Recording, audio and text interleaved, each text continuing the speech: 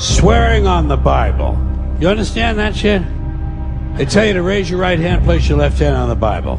Does this stuff really matter? Which hand? Does God really give a fuck about details like this? Suppose you put your right hand on the Bible, you raise your left hand. Would that count? Or would God say, sorry, wrong hand, try again? Why does one hand have to be raised? What is the magic in this gesture? This seems like some sort of a primitive voodoo mojo shtick. Why not put your left hand on the Bible, let your right hand hang down by your side? It's more natural. Or put it in your pocket. Is this hand shit really important? Well, let's get back to the Bible, America's favorite national theatrical prop. Suppose the Bible they hand you to swear on is upside down, or backward, or both, and you swear to tell the truth on an upside down, backward Bible. Would that count? Suppose the Bible they hand you is an old Bible and half the pages are missing. Suppose all they have is a Chinese Bible or a Braille Bible and you're not blind. Suppose they hand you an upside down, backward Chinese Braille Bible with half the pages missing. At what point does all of this stuff just break down and become just a lot of stupid shit that somebody made up? They fucking made it up, folks. It's make-believe. It's make-believe. Let's leave the Bible aside. We'll get back to the science fiction reading later. The more important question is, what is the big deal about swearing to God in the first place? Why does swearing to God mean you're going to tell the truth? Wouldn't affect me. If they said to me, you swear to tell the truth, the whole truth, and nothing but the truth to help you God, I'd say, yeah.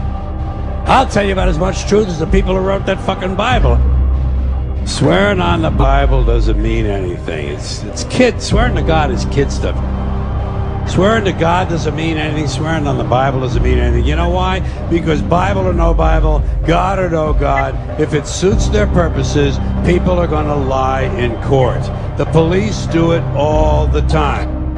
Swearing on the Bible is just one more way of controlling people and keeping them in line, and it's one more thing that holds us back as a species.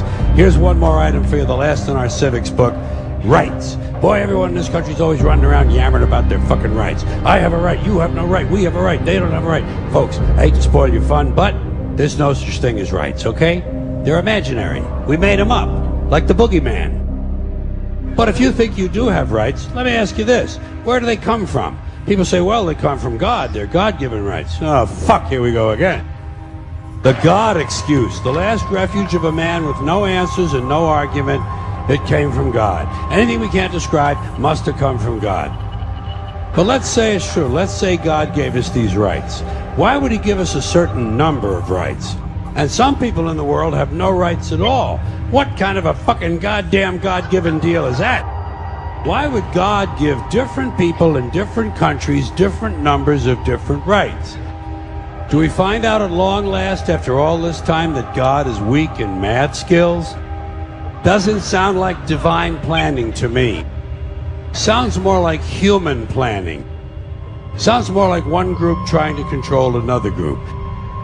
Government doesn't care about you or your children or your rights or your welfare or your safety. It simply doesn't give a fuck about you. It's interested in its own power. That's the only thing, keeping it and expanding it wherever possible.